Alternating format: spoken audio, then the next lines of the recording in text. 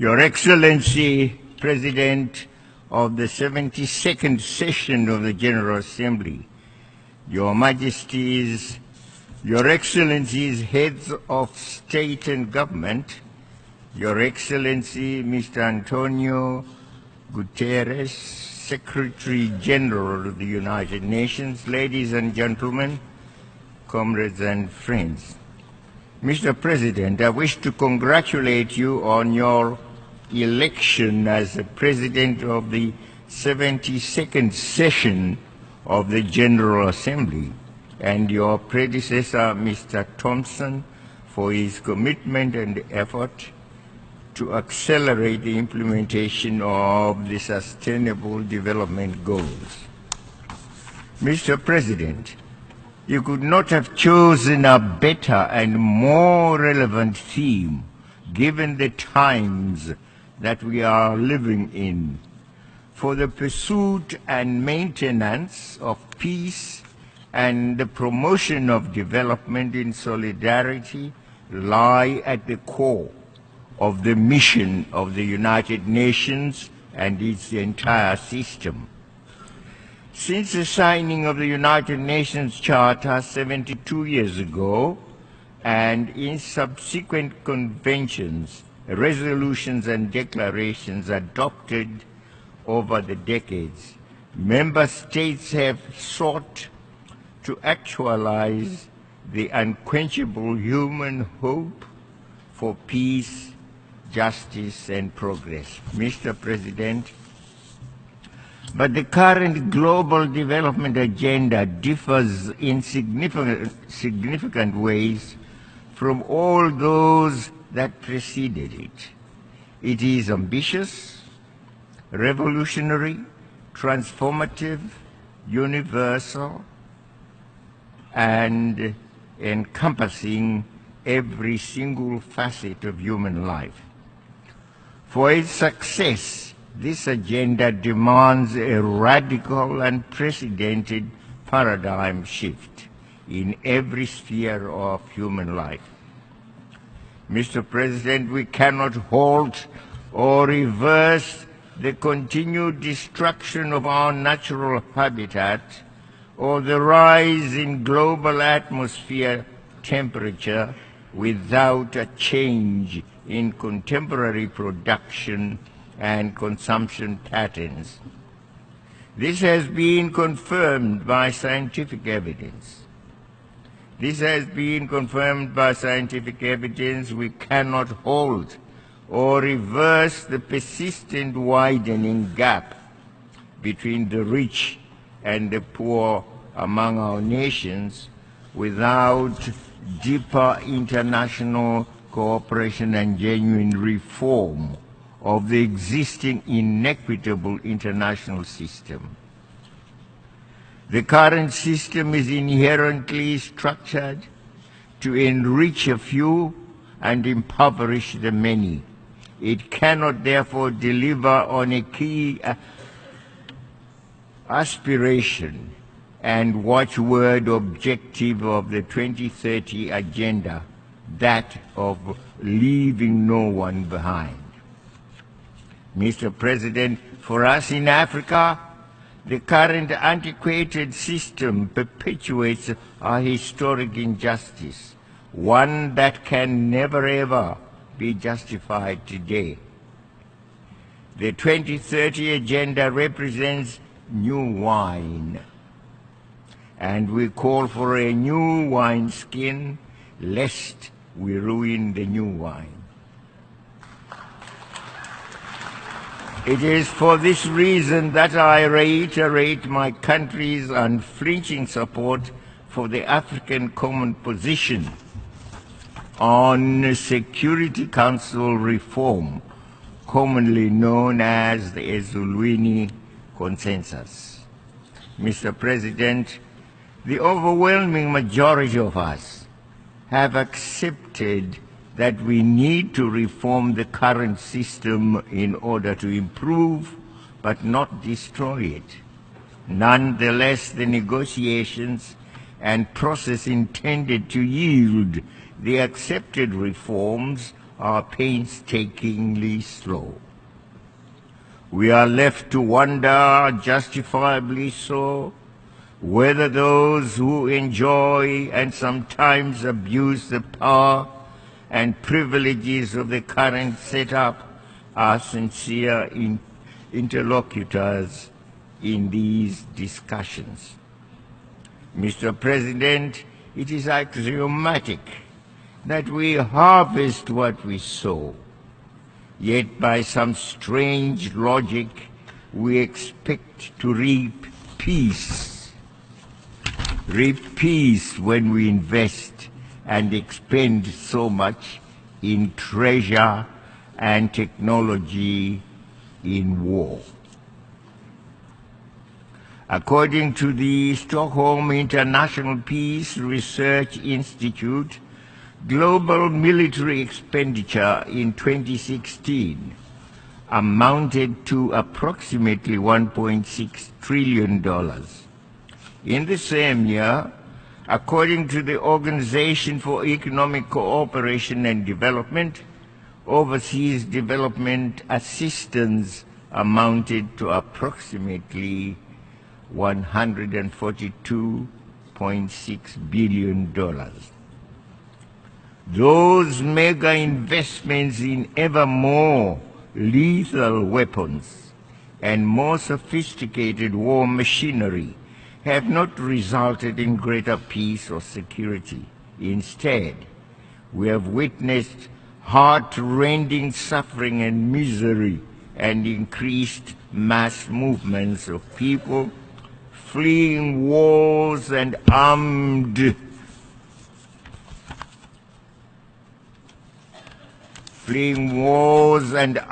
conflicts. This trend, Mr. President, should be halted for the benefit of humanity. We believe a different and better world is possible. In proposing and inviting us to focus on prevention, preventive diplomacy, peaceful resolution of conflicts, peace building and sustaining peace, the Secretary General is pointing us in that desirable direction. We must also seriously tackle the multifaceted and complex root causes of conflicts, including enduring poverty and deprivation, unequal access to resources, the denial of the rights to self-determination of peoples, and interference in the internal affairs of other states, among other causes.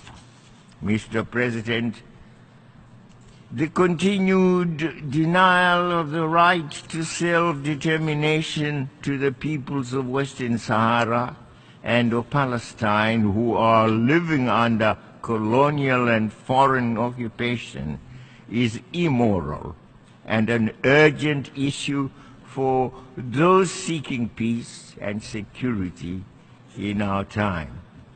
The Security Council has assumed its charter responsibilities and has passed numerous resolutions. What remains is the enforcement and implementation of those resolutions.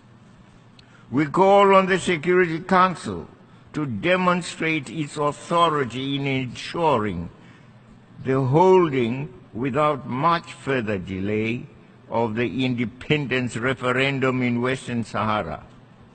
We expect the Security Council to work closely with the African Union, its proven partner for peace on the African continent in this effort. The ever-deteriorating situation and the continued suffering of the Palestinian people should spur the Security Council to renewed, time-framed efforts to bring about the two-state solution already defined in numerous General Assembly and Security Council resolutions. Development and peace are conjoined and cannot be separated. My country has embraced the 2030 Agenda as an integrated and comprehensive approach to address the myriad and complex national and global challenges in solidarity and in cooperation with other stakeholders. Zimbabwe was honored to be among some 40-plus countries that participated in the voluntary national review at the 2017 High-Level Political Forum in July. We were and still are pleased to share with other countries our experiences and to learn from others their experiences in implementing the Sustainable Development Goals. We recognize the need for beneficial partnerships, both within and outside our national borders. One of our key partners is the United Nations system, with which I'm happy to note we work very closely. I wish in this regard to welcome the Secretary General's initiative to ensure that the support of United Nations country teams will be guided by national priorities. This will ensure national ownership and leadership of the development processes, as well as the sustainability of development projects and programs. This, Mr. President, is what we are experiencing in Zimbabwe. My country is an unflinching advocate for the respect of the sovereignty and independence of countries. We therefore strongly defend and respect the right of each country to take decisions in exercising its sovereign rights. We cannot, however, remain silent when those decisions impact or have the potential to negatively affect our own welfare. And on this, may I say, some of us were embarrassed, if not frightened, but what appeared to be the return of the biblical giant called Goliath.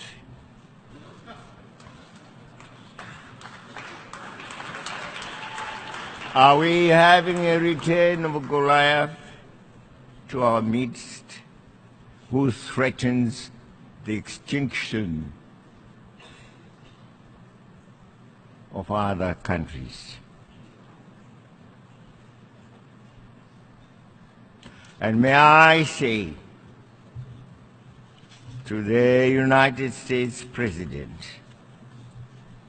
Mr. Trump, please blow your trumpet.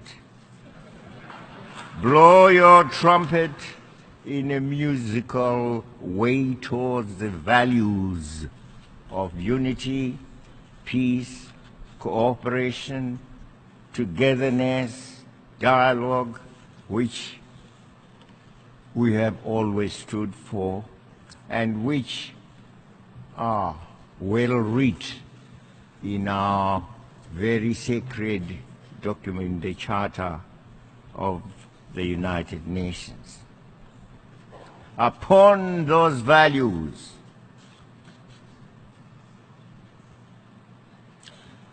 each nation can build its greatness, including the United States.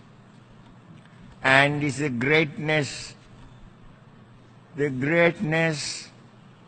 in recognizing those values: unity, peace, cooperation, dialogue, togetherness, that we would want to be guided by the United States and not by the promise of our damnation.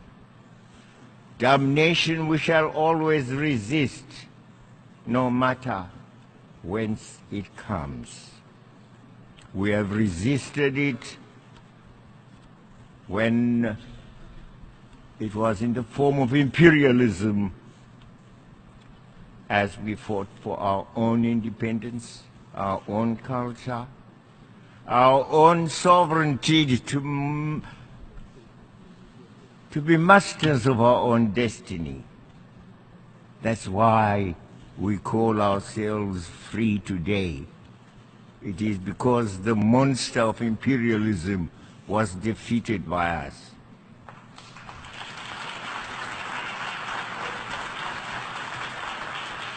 Bring us another monster, by whatever name, he will suffer the same consequences. Mr. Chairman, climate change is a present reality, and so are its effects and impacts. Climate change is global. We cannot remain silent when a major economic power in the world, or any other state for that matter, decides to abandon the Paris Climate Change Agreement. And that's the United States, the great United States, Mr. Trump's United States.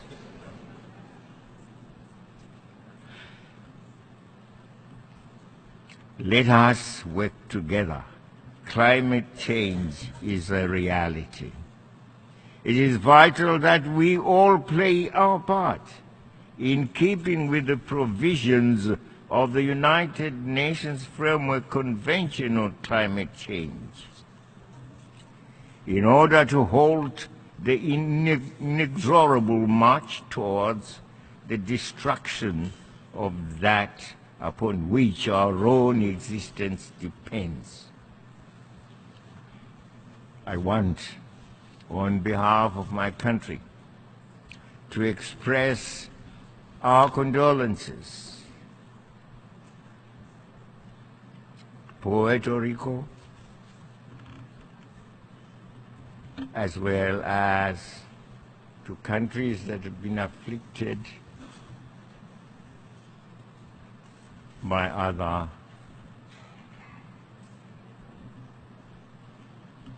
other afflictions that have visited them. And there are many in this part of the world. We say we are very sorry. And we appeal for the rest of us who have not suffered similar afflictions to go to the assistance of these who have suffered in that very horrific manner. Look at the television today and tell me whether you can say where Puerto Rico is geographically. Completely wiped out by a hurricane. We are very sorry. As I conclude my remarks, it is worth reminding each other that the world today, by its very interconnectedness, demands more, not less, solidarity, more, not less, cooperation and dialogue, more, not less, multilateralism. We have brought more and more issues under the global agenda and within the global discourse. This acknowledgement has found expression in the 2030 Agenda and the Sustainable Development Goals. Our survival and progress calls for reinforced solidarity, for partnerships and cooperation, for development in unity, in cooperation and in peace. This is a call to which we all must respond positively and actively, as Zimbabwe is already doing so. I want to thank you.